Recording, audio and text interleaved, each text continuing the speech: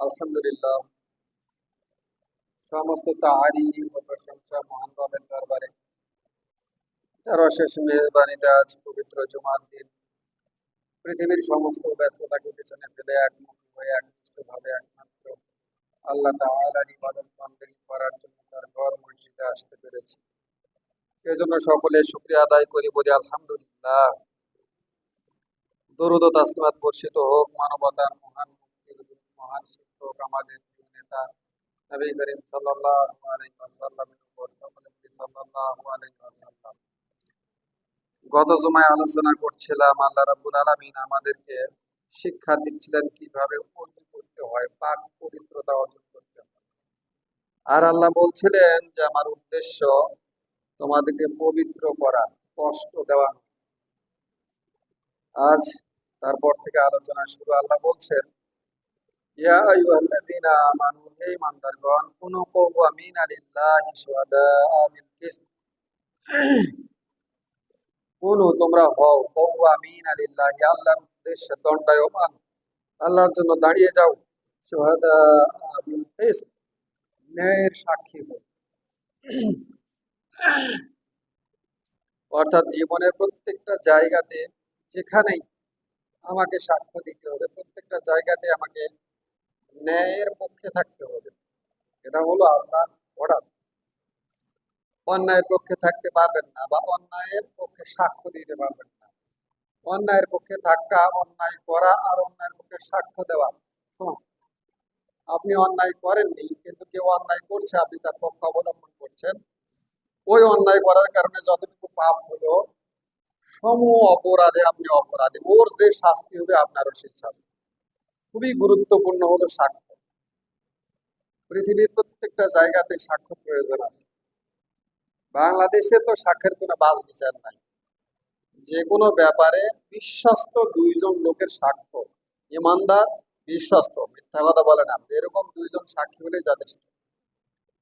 আমাদের বাংলাদেশের আইন, ব্রিটিশ আইনও তো এত জড়িভূতি না, কিন্তু ব্রিটিশ সরকার তৈরি করে দিয়েছে পেঁচানোর জন্য। আমরা সেই আইন পরিবর্তন করতে পারি না। সেদিন শুনলাম একজনের বিরুদ্ধে সাক্ষ্য আদায় হচ্ছে, 63 জনের সাক্ষ্য আদায় হয়েছে। 100 জন সাক্ষী, 63 জনের পক্ষে সাক্ষ্য আদায় হয়েছে, আরো সাক্ষ্য আদায় করবে। এটা কি বদমাইশ? বিশ্বস্ত দুইজন হওয়া লাগবে। আল্লাহর শর্ত হচ্ছে ইমানদার, বিশ্বস্ত দুইজন সাক্ষ্য দিলেই যথেষ্ট। আর আপনি 63 জন নিছেন, আরো 37 জন নিবেন, সব বানানা সাক্ষী, লাভ আছে? ওই হাকিম যে এই সাক্ষ্য অনুযায়ী বিচার করলো, সে যদি বুঝে থাকে যেগুলো সব বানানা, তাহলে ওই হাকিম যে সাক্ষী দিচ্ছে তারা, যে মামলা করেছে তারা, অর্থাৎ এর সাথে সংশ্লিষ্ট যত ব্যক্তি আছে, সে হাজি, গাজী, মোল্লা, মুন্সি যাই হোক না কেন, মরতে দেরি হবে, সাইজ হতে দেরি হবে না। আর মরতে দেরি হবে, কিন্তু সাইজ হতে দেরি হবে না। কেন? সে জেনে বুঝে পরিকল্পনা করে পাপ করতেছে। হঠাৎ করে কোনো একটা সমস্যা হয়ে গেছে, ভুল হয়ে গেছে, ত্রুটি হয়ে গেছে, সেটা মানুষ ক্ষমা করে, আল্লাহ ক্ষমা করবেন। ভুল হয়ে গেছে, কিন্তু যেটা আপনি চেষ্টা, তদবির, টাকা পয়সা খরচ, পরিকল্পনা এত কিছু করে করতেছেন, ওটা কি ক্ষমার যোগ্য?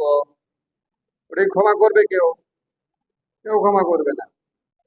যদি দুর্বল হয়, তাহলে সে কি বলবে? যে আমি দুর্বল, তোমার সাথে পারলাম না, কিন্তু কিয়ামতের মাঠে তোমার সাথে দেখা হবে, আল্লাহ বিচার করবেন। কেস ফাইল হয়ে গেছে। ওই যে আল্লাহ বিচার করবেন, কেস ফাইল হয়ে গেছে, সাবধান। এজন্য আল্লাহ বলছেন যে তোমরা ন্যায়ের সাক্ষী হবে, ন্যায়ের পক্ষে থাকবে, অন্যায়ের পক্ষে থাকা যাবে না। অন্যায়ের পক্ষে থাকলে তার ইমান আছে? যে অন্যায় করে অন্যায়ের পক্ষে থাকে, তার ইমান আছে? ইমান গেছে গা।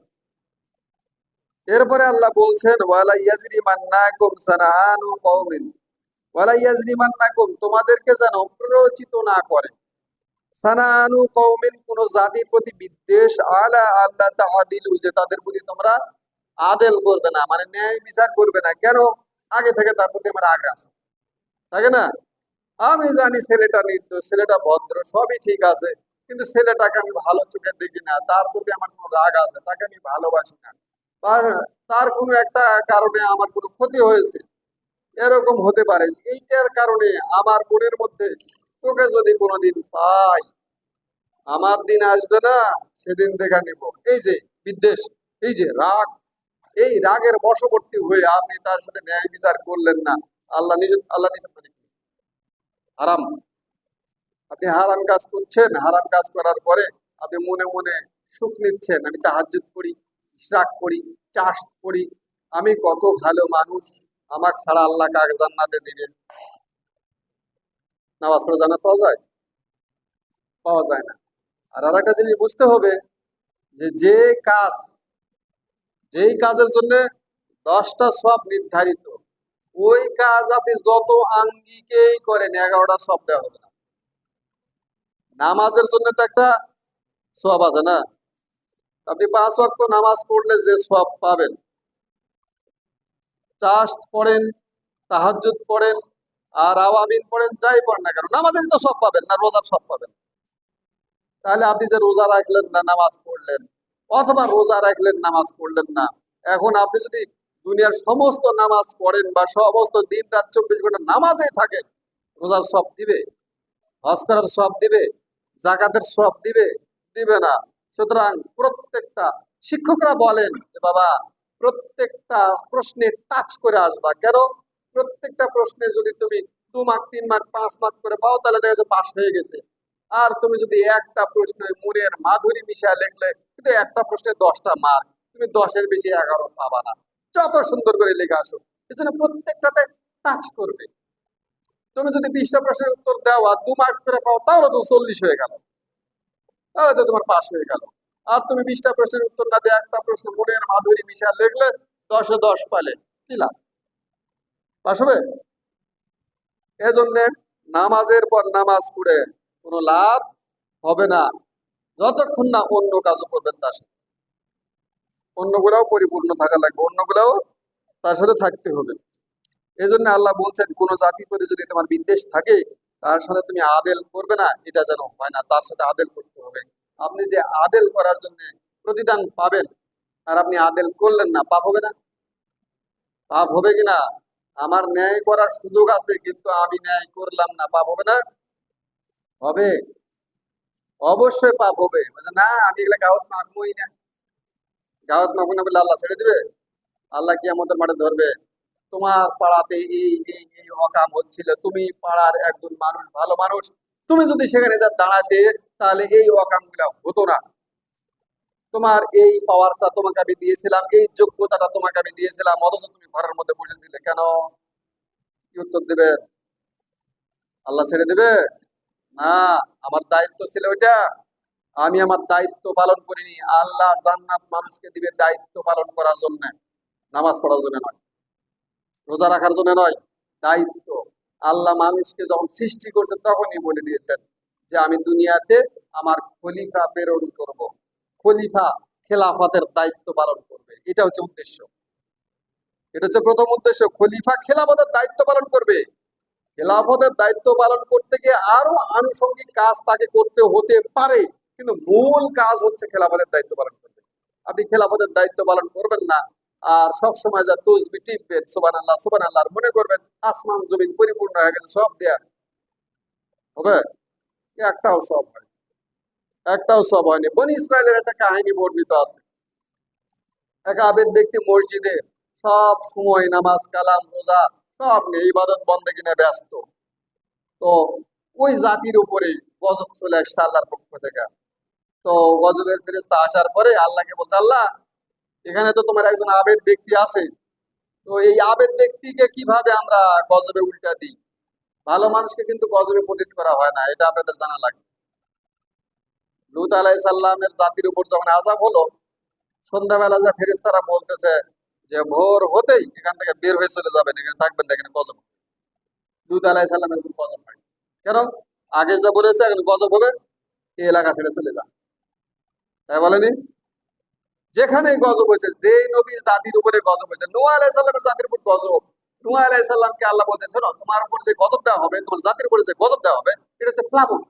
সুতরাং এই প্লাবন থেকে তুমি ইমানদারদেরকে রক্ষা করবে, সুতরাং জাহাজ নির্মাণ করো, নৌকা নির্মাণ করো। নূহ আলাইহিস সালাম নৌকা নির্মাণ করেছে, লোকজন হাসছে, তাই না? কত কিছু হয়েছে, কিন্তু প্লাবন আসার সময় নূহ আলাইহিস সালামকে জানিয়ে দেওয়া হলো প্লাবন চলে আসতেছে, তুমি প্রত্যেক জোড়ায় জোড়ায় যারা ঈমান আনছে যেগুলো তোমার প্রয়োজনীয় জিনিস নৌকাতে উঠাও, আল্লাহর নামে চলবে। 40 দিন এই পানি ছিল। ভালো মানুষের উপর আল্লাহ গজব দেয় না, এটা ফেরেশতা জানে কি জানে না? জানে।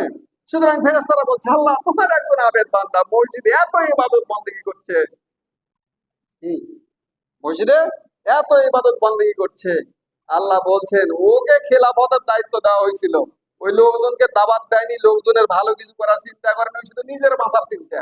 ও খালি মসজিদে সুবহানাল্লাহ আল্লাহ করে, আর সমাজে আকাম কুকাম দেদারছে চলছে, অথচ সে সেখানে লোকজনকে বাঁচানোর চেষ্টা করে। নবীরা করেনি? লূত আলাইহিস সালাম কত চেষ্টা করছেন, কত জায়গাতে দৌড়াদৌড়ি করছেন, জাতিকে বলছেন এসব আকাম কুকাম করো না, এগুলো আল্লাহর গজব আসবে, তোমরা ভালো হও। তোমরা পুরুষের সাথে এগুলো করছো কেন? নারীরা আছে তাদেরকে বিয়ে করো, বলছে না? নূহ আলাইহিস সালাম 950 বছর ধরে দাওয়াত দিয়ে বলছেন আল্লাহর পথে আসো, আল্লাহর ইবাদত বন্দেগী করো, তোমরা বিপদে যাও না, দাওয়াত দিচ্ছেন না? হ্যাঁ, কিন্তু ওই আবেদ ব্যক্তি কি করেছে? সমাজের ভালো করার কোনো চিন্তা নাই, নিজে বাঁচার চিন্তা। মসজিদে যা সুবহানাল্লাহ সুবহানাল্লাহ। আল্লাহ কি অর্ডার দিয়েছিলেন? সমস্ত জমিনটা তুলে উল্টে ওর মাথার উপর দাও, কি বলছিলেন? আবেদ বলে ছেড়ে দেবে না, ওর দায়িত্ব পালন করে নাই, এজন্য ওর নামাজ রোজা ওয়াজ যাকাত এত কিছু থাকা সত্ত্বেও আল্লাহ বলছেন যে তোলো, ওর মাথার উপরে চাপা। তাহলে দায়িত্ব পালন করতে হবে, দায়িত্ব পালন করার জন্য জান্নাত, নামাজ পড়ার জন্য জান্নাত না। নামাজ পড়লে আপনার একটা দায়িত্ব পালন হলো, রোজা রাখলে এটা দায়িত্ব, আমার উপর দায়িত্ব না এগুলো। আমাকে নামাজ আমি শুধু পড়বো না মানুষকে পড়ানোর জন্য দাওয়াত দেবো, এটা আমার দায়িত্ব না? খালি নিজে পড়লে হবে? আমি নিজে খালি রোজা রাখবো না মানুষকেও দাওয়াত দিব? তাহলে দায়িত্ব নিজে করতে হবে আর মানুষকে বলতে হবে, দুই ধারি। আমি শুধু নিজে করব আর মানুষকে দেখে এবার চোখ পাকা টাকা বলবো নামাজ পড়ে না শয়তান, কেন? ওর দায়িত্ব আপনার দায়িত্ব না? ওকে ভালো করে নামাজে নিয়ে আসা, মসজিদে নিয়ে আসা দায়িত্ব না আপনার? আপনি ওকে চোখ পাকাচ্ছেন কেন? আপনার দায়িত্ব টেনশন হওয়ার কথা যে ওই লোকটা নামাজ পড়ে না, আমার পাড়ার লোক, আমি তাকে দাওয়াত দিয়েছি কিনা, আমি তাকে বুঝিয়েছি কিনা, আমার দায়িত্ব পালন হয়েছে কিনা, ওই লোক কিয়ামতের মাঠে যে আমাকে ধরবে কিনা। এই যে আমার মসজিদের খতিব, আমার বাড়ির পাশে বাড়ি, আমাকে কোনোদিন নামাজের দাওয়াত দেয়নি, নামাজের দাওয়াত দিলে আমি নামাজ পড়তাম, আমার কি অবস্থা হবে? দায়িত্ব পালন করতে হবে। দায়িত্ব পালন, যত দায়িত্ব আল্লাহ দিয়েছেন, আল্লাহ দায়িত্ব দুই প্রকার, একটা হলো ফরজ আর একটা হলো হারাম। এটা ফরজ, এটা হারাম। ফরজ মানে হলো যে সমস্ত কাজ আমাকে করতে বলা হয়েছে, নামাজ পড়ো, রোজা করো, হজ করো, জাকাত দাও, মানুষকে নামাজের দাওয়াত দিয়ে নামাজি বানাও, নামাজ কায়েম করো, জাকাত আদায় করো, হজ করার জন্য যাদের টাকা পয়সা আছে তাদেরকে বলো, সমাজে খারাপ কাজ হচ্ছে নিষেধ করো, জেনা করিও না, ব্যভিচার করিও না, মারা খাও না, আইল ঠেলো না, এ ধরনের নিষেধ করো, তাদেরকে এগুলো থেকে বিরত রাখার চেষ্টা করো। দায়িত্ব না? আমি করি, আমি খালি থাক, ওর ওর সাথে লাগা হবে না, খারাপ মানুষ, তাই না? আল্লাহ আমাকে ছেড়ে দেবে? কোন নবীর আমলে ভালো মানুষ ছিল যে সমস্ত ভালো মানুষ নবীরা দাওয়াত দিছে? আবু জেহেল খুব ভালো মানুষ না? আল্লাহ রাসূল মনে করছিলেন থাক, আবু জেহেল খুবই খারাপ মানুষ, ওর দাওয়াত দেওয়ার দরকার নেই, তাই না? তারপর করেছিল। কিন্তু আমরা মনে করেছি, আবার আমরা মনে করি আমরা নবীর কাজ করতেছি। নবীর কাজ করলে আপনার জানের দুশমন তার কাছে আগে দাওয়াত নিয়ে যাবেন। মুসা আলাইহিস সালাম সর্বপ্রথম কাকে দাওয়াত দিয়েছেন? ফিরাউন। সর্বপ্রথম দাওয়াত দিয়েছে ফিরাউনকে, আর আমি মনে করছি ওর কাছে যাও, গেলে পরে খবর আছে না? মুসা আলাইহিস সালামকে যখন আল্লাহ বললেন ইযহাব ইলা ফিরাউনা, ফিরাউনের কাছে যাও, ইন্নাহু তাগা, নিশ্চয়ই সে বিদ্রোহী হয়ে গেছে। মুসা আলাইহিস সালাম তখন বলছে ওরে সর্বনাশ করছে, যে শয়তানের শয়তান, আর যে বদমাশের বদমাশ, আর যে প্রতাপশালী। আল্লাহ আমার একা একা যেতে ভয় করতেছে, আমি একা যেতে পারবো না, তুমি এক কাজ করো। একা যেতে পারবো না, কিন্তু যাবো না এই কথা বলেনি, আমি একা যেতে পারবো না, তুমি আল্লাহ আমার একটা অনুরোধ শোনো, আমার এই যে ভাই আছে হারুন, হারুনকেও তুমি নৌপথ দিয়ে আমার সাথে পাঠাও, দুই ভাই একসাথে যাবো। এই মুসা আলাইহিস সালাম এই কথা বলছিলেন যে আমি একাই যেতে পারবো না, ও যে প্রতাপশালীর, যে শয়তানের শয়তান, আমার ভাই, নিজের মায়ের পেটের ভাই, আমার ভাই আছে হারুন, আল্লাহ আপনি হারুনকে ওনাকে অনুপদ দেন, দিয়ে আমার সাথে পাঠান, আমরা দুই ভাই একসাথে যাবো, তাহলে একটু মনে সাহস আছে। আল্লাহ তার এই দোয়া গ্র্যান্ট করেছিলেন, সাথে সাথে সাথে সাথে আল্লাহ বলছে ঠিক আছে তোমরা দুজনে যাও। হারুন আলাইহিস সালামকে নবুয়ত দুই ভাইকে একসাথে পাঠা দিলেন ফিরাউনের দরবারে। যাও ফিরাউনকে দাওয়াত দাও। আর আমি মনে করি খারাপ মানুষের কাছে দাওয়াত দেওয়া যাবে না, ওর থেকে যত দূরে সরিয়ে চলা যায়। এক হিন্দু ভদ্র, আমরা পড়াশোনা করছি না, অনেকে অবশ্য পড়াশোনা করিনি, হিন্দু বঙ্কিমচন্দ্র চট্টোপাধ্যায় নাম শুনছেন? এ একটা কবিতার একটা লাইন আছে খুবই ভালো। উনি লিখছেন যে উত্তম নিশ্চিন্তে চলে অধমের সাথে, সেই মধ্যম যে চলে তফাতে। বঙ্কিমচন্দ্র চট্টোপাধ্যায় লিখছেন, উত্তম, আমি ভালো মানুষ, আমি নিশ্চিন্ত মনে খারাপের সাথে চলি, কেন তাকে দাওয়াত দিচ্ছি, ভালো দিকে নিয়ে আসবো, তার সাথে চলতে মিশতে হবে আমাকে, আবু জেহেলের কাছে যেতে হবে আমাকে, ফেরাউনের কাছে যেতে হবে আমাকে, আমি আমার পথে ঠিক আছি, ফেরাউন আমাকে নড়াতে পারবে না, আমার কিছু করতে পারবে না, আমি আমার ইমানের বলে বলিয়ান। আবু জেহেল আমাকে নড়াতে পারবে না, আমি আমার ইমানের বলে বলিয়ান। সুতরাং আমি আবু জেহেলের কাছে যাব, আমি ফেরাউনের কাছে যাব, কিন্তু সেই মধ্যম যে চলে তফাতে। অর্থাৎ তুই চিন্তা করিস আমি কিন্তু আমার সব শেষ, আমি যদি ওর সাথে মিশি, ও গাঁজা খায়, আমাকে বলবে আই একটা টান দে, আর আমি টান দিয়ে ফেলবো, মানে ওর ভিতরে পার্স বলে কিছু নেই। বোঝেন নাই? তাহলে কি করতে হবে? আমাদের করণীয় হচ্ছে ন্যায়ের পক্ষে থাকতে হবে, ন্যায়ের পথে থাকতে হবে, ন্যায়ের সাক্ষী হতে হবে। সবচেয়ে বড় সাক্ষ্য কি? লা ইলাহা ইল্লাল্লাহ। এর চাইতে বড় সাক্ষ্য হয় না। আল্লাহ ছাড়া আমি কাকো ইলা মানি না। আল্লাহ ছাড়া আমি কাকো ইলা মানি? মানি। কে বলছে মানি? বাংলাদেশের শতকরা 99 জন মানুষ আল্লাহ ছাড়া আরো অনেক ইলা মানে। মানে না? মানে, কিন্তু আমি মুখে বলি, এটা কাজে নাই, ঠনঠনা ঠন। আল্লাহ ছাড়া আপনি কাউকে মানেন না, এ কথা আল্লাহ রাসূল বলতে পারেন, আমি এখনো বলতে পারি না। আল্লাহ রাসূল জানতেন নিশ্চিত পিটন হবে, তারপরেও তিনি বলছেন, পিটনও খাইছেন। আর আমি চিন্তা করি না, ও বাবা বলা হবে না, বললে পিটন। আপনি এখন বলে দেখেন দেখি আমি বাংলাদেশের সংবিধান মানি না, পারবেন বলতে? বলে রাষ্ট্রদ্রোহী ধরে যান, বলবে না? অথচ বাংলাদেশের সংবিধান হচ্ছে কুফরি সংবিধান, মানুষের তৈরি না, মানুষের তৈরি। মানুষ কি মানুষের জন্য আইন তৈরি করতে পারে? এটা কি আল্লাহ অনুমতি দিছে? তাই নাই। আল্লাহ বলছেন ইনিল হুকমু ইল্লা লিল্লাহ, আল্লাহ ছাড়া কারো হুকুম চলবে না। আমি কোরআনের এই আয়াত তেলাওয়াত করলে তখন বলবে জঙ্গি কি, অথচ আমি কোরআন আয়াত তেলাওয়াত করতেছি, আর আমাকে বলবে জঙ্গি। বলবে না? হ্যাঁ বলবে। আপনি এ কথা বলতে পারেন না, বাংলাদেশ হলো কুফরি রাষ্ট্র, মুসলিম রাষ্ট্রের আমরা জোর করে বলি আমরা কুকুরের মধ্যে আছি। এখনো কোরআন সংবিধান হয়নি, এখনো কোরআন হাদিস দিয়ে দেশ চলে না, এখন দেশ চলে ডক্টর কামাল হোসেনের লেখা সংবিধান দিয়ে। এখন কিসে চলে আল্লাহ জানে। 5-এর পরে তো আর সংবিধান নাই। 5 আগস্টের পর সংবিধান আছে নাকি? নাই। 5 আগস্টের পর সংবিধান নাই। 8 আগস্ট ডক্টর ইউনূস শপথ দিলেন, সংবিধানের অধীনে শপথ নিয়েছিল না, সংবিধানের অধীনে শপথ নেয় নাই। তিনি বলছেন ছাত্ররা আমাকে ক্ষমতায় বসাইছে, কোন সংবিধান তাকে বসায়, সংবিধান অনুযায়ী এখন দেশ চলে না। এখন কিভাবে চলতেছে আল্লাহ জানে, এখন যেভাবে চলতেছে চলতে দেন, তাই না? এখন চেষ্টা করতে হবে কিভাবে কোরআনের রাজ কায়েম করা যায়, কিভাবে কোরআনকে সংবিধান বানানো যায়, যদি ইমান থেকে থাকে। আর ইমান যদি না থেকে থাকে তাহলে আপনি বলবেন আমি চাই গণতন্ত্র, আমি চাই জাতীয়তাবাদ, এগুলো বলবেন। তারপরে ফখরুল ইসলামের মতন বলবেন যে আমরা শরিয়া আইনে বিশ্বাস করি না, শরিয়া আইনে যে বিশ্বাস করেন সে মুসলমান। আপনি তো ইমান আনিছেন এই কথা বলে লা ইলাহা ইল্লাল্লাহ, এটাই তো শরিয়া আইন, যে আমি আল্লাহ ছাড়া কারো আইন মানি না, কারো বিধান মানি না, কারো হুকুম মানি না। অথচ আপনি কালমা না বুঝাই পড়িছেন। একটা ঘটনা বলি, সাইদ কুতুব নাম শুনছেন? নাম শোনেন নাই? মিশরের ইসলামী আন্দোলনের নেতা, ওনার লেখা তাফসির আছে, তাফসিরে ফি জিলালিল কোরআন। আমির হামদার ওয়াজ শুনলে বুঝতে পারবেন, উনি নাম ধরে ধরে ওয়াজ করে তো। ওই যে তাফসিরে বাইজাবি আছে, তাফসিরে কুরতুবিতে আছে, ওখানে উনি নামও বলেন যে এটা তাফসিরে ফি জিলালিল কোরআনে আছে। এই ফি জিলালিল কোরআন যিনি লিখছেন ইনি হচ্ছেন সাইদ কুতুব। এই সাইদ কুতুবকে ফাঁসি দেওয়া হয়েছিল এই ফি জিলালিল কোরআন লেখার জন্য। কি লিখেছে? কোরআনের তাফসির লেগেছে। কোরআনের তাফসির লেখার জন্য তদানীন্তন নাসের সরকার, জামাল আব্দুল নাসের, এই বাংলাদেশের মতন শয়তান শয়তান সরকার, নাম কি? জামাল আব্দুল নাসের। মুসলমান না, নামে মুসলমান কামে আবু জেহেল। সে তখন বলল যে এই সাইদ কুতুব সে ফিজিল আলীর কোরআন লেখা মিশরের যুব সমাজকে উস্কে দিয়েছে, এই উস্কানি দেওয়ার জন্য তার ফাঁসি। ফাঁসি হবে, ফাঁসির মঞ্চে নিয়ে গেছে। নিয়ে যাওয়ার পর সরকারি মৌলবি আছে না, কিছু মৌলবি দরকারি আর কিছু মৌলবি সরকারি। সরকারি মৌলবি আয়সা বলছে, হুজুর অজু করেন, আপনার তো ফাঁসি হইতে আর 1 ঘন্টা সময় আছে, অজু করেন। হুজুর অজু করছেন, 2 রাকাত নফল নামাজ পড়ছেন, তারপরে ফাঁসির কাজটা নিয়ে যাওয়ার পরে এভাবে ধরে সিস্টেমেটিক বলছে যে, হুজুর আপনার তখন ফাঁসি হয়ে যাবে, মুসলমান যেহেতু ফাঁসিটাকে কালেমা পড়তে হয়, আপনি কালেমা পড়েন। সাইদ কুতুব শহীদ কি বলছিল?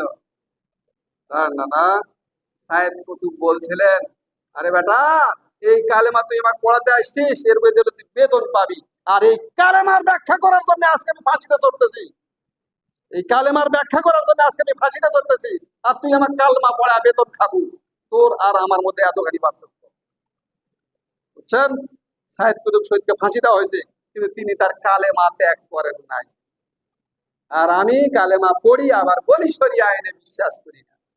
তো শরিয়া আইনে বিশ্বাস করেন, আপনার ইমান আছে? আপনি তো প্রকাশ্যে বললেন আমি বিশ্বাস করি না। যে বিশ্বাস করে না সে কি? কাফের। আল্লাহ তো বলছে কাফের মানে কি? যে বিশ্বাস করে না। কাফের বাংলা কি? যে বিশ্বাস করে না। যে শরিয়া আইনে বিশ্বাস করে না সে হলো কাফের। ও তো নিজের মুখেই বলি। এখন আমি বলতে পারতাম না, এই মৌলবি ফতোয়া দিছে, আমি আসলে ফতোয়া দেনি। ও যেটা বলিছে, ও বাংলাতে বলিছে, আমি আরবি বলতেছি। ও বাংলাতে বলছে আমি শরিয়া আইনে বিশ্বাস করি না, আর আমি শরিয়া আইনে বিশ্বাস করি না, আরবি হলো কাফের। আমি এতটুকু বলছি, আমি ফতোয়া দেইনি। কেউ আবার ভুল বুঝবেন না যে ফতোয়া দিছে। ফতোয়া না, উনি বাংলা বলিছে, আমি আরবি করেছি, এতটুকু। তাহলে ন্যায়ের পক্ষে থাকতে হবে, ন্যায়ের বিরুদ্ধে আপনি যেতে পারবেন না। কোনো জাতির প্রতি আপনার বিদ্বেষ আপনাকে ন্যায় থেকে যেন হটাতে না পারে। আল্লাহ আদেশ করে বলছেন, এটা গেল হারাম, তাই না, নিষেধ। এখন আবার আদেশ উল্টা, ইয়ে দিলু, ন্যায় বিচার করো। ওয়া আকরাবুল তাকওয়া, এটা হচ্ছে তাকওয়ার সবচাইতে নিকটবর্তী। ওয়াত্তাকুল্লাহ, আল্লাহকে ভয় করো। ইন্নাল্লাহা খাবীরুম বিমা তা'মালুন, নিশ্চয় আল্লাহ তোমরা যে সমস্ত আমল করছো সব জানেন। এই আমলের মানে কি? আমি যে অন্যায় করতেছি, একটা মানুষের প্রতি ন্যায় করতেছি না, এটাকে আল্লাহ আমল বলিছে। এটা কি বলছে? আমল। আমি খালি মনে করি নামাজ পড়া আমল, সুবহানাল্লাহ সুবহানাল্লাহ সুবহানাল্লাহ জিকির করা আমল। আর আমি যে মানুষের জান্নাত ভুলকা, এটা আমল নয়। আল্লাহ এখানে কি বললো? এটাও আমল, তবে বদ আমল, তাই না? আমল 2 প্রকার, নেক আমল, বদ আমল। আমার বাড়ির পাশে মানুষ একটা খারাপ কাজ করতেছে, আমি তাকে নিষেধ করলাম, চাচা বা ভাই, এ কাজ করেন না, এটা আল্লাহর আইনের বিরুদ্ধে যায়, আল্লাহকে ভয় করেন। আমল হলো না? আমার সব লিখবে না? আর আমি যদি বলি চালিয়ে যাও চালিয়ে যাও, আসি, বিপদে দেখে নিব, এটা হলো না? এটা আমল হলো না? এটাও ফেরেশতা লেগেছে, এটাও আমল, বুঝতে হবে। এজন্য পাগল হওয়া যাবে না, বুঝতে হবে। ওয়াদাল্লাহুল্লাযিনা আমানু ওয়া আমিলুস সলিহাত, যারা আল্লাহর প্রতি ঈমান আনে, আমলে সলে করে। কি করে? ঈমান আনে, আমলে সলে করে। কোরআন খুঁজে কোনো জায়গাতে এ কথা পাবেন না খালি ঈমান আনলে জান্নাত।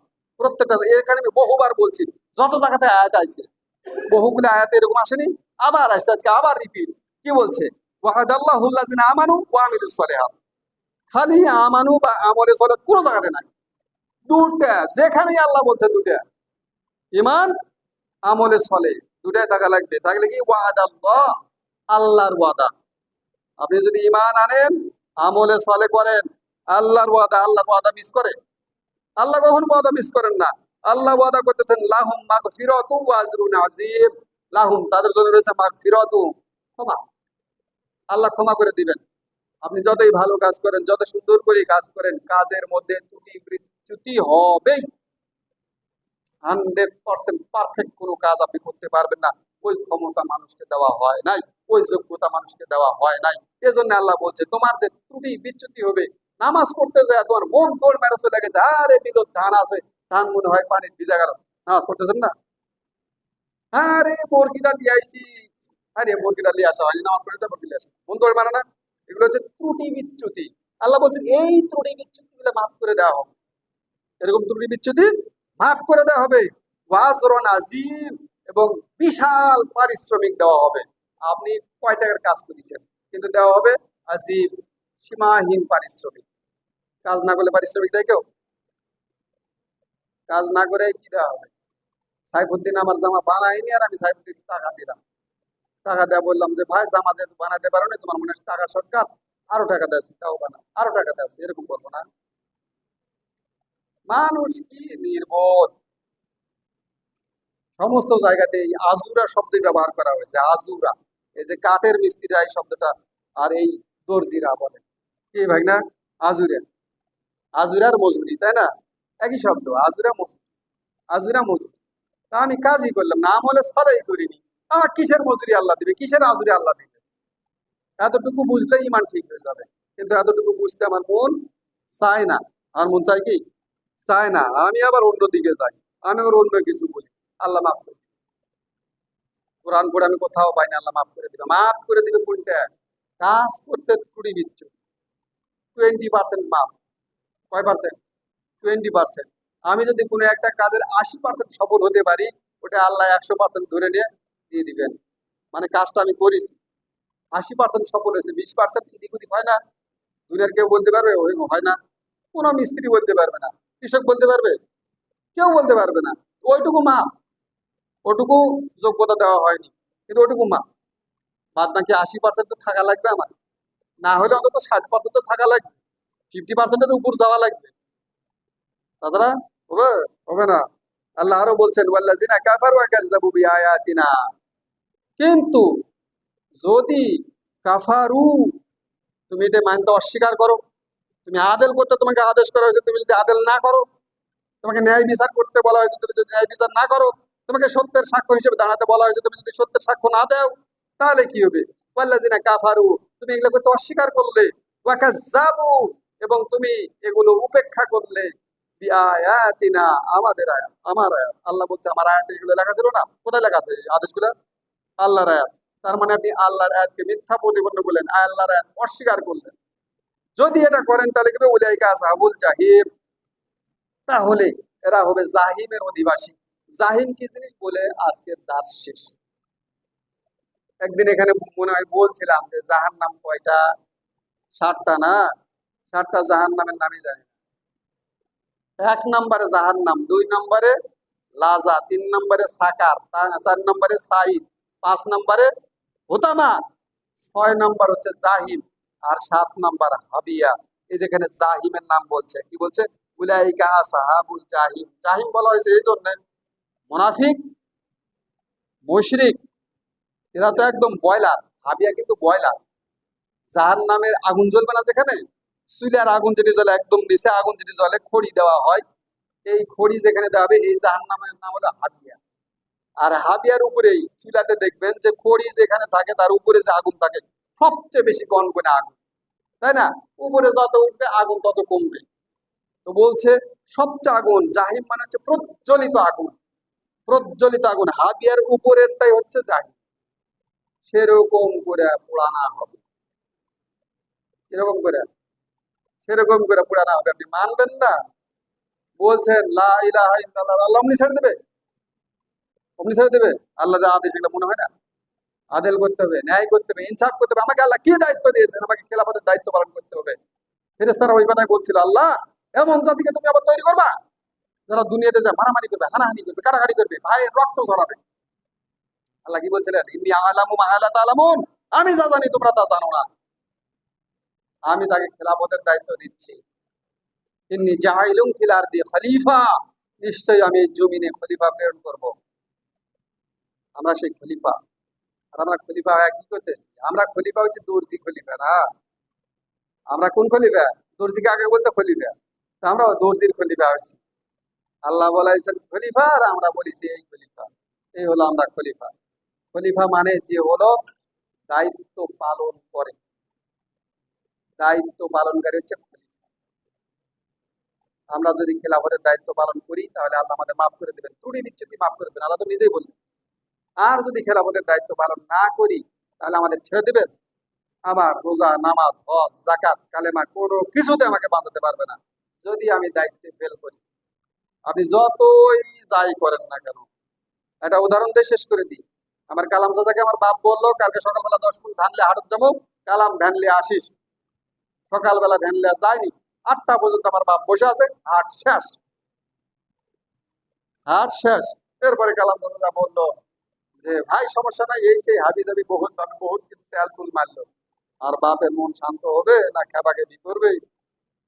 আগেই বলবে দায়িত্ব পালন করতে পারবি না, তুই জব দিত দুনিয়ার কি তুই একাই ভেনালা, আর ভেনালা নাই, কি তাই বলবে না? তার মানে দায়িত্ব পালন করেনি, এখন যত যা বলেন, যত যাই করেন, আপনাকে ছেড়ে দিবে না। ঠিক আল্লাহ একই রকম, আপনি যত যাই বলেন, দায়িত্ব পালন না করলে আল্লাহ ছেড়ে দিবে না।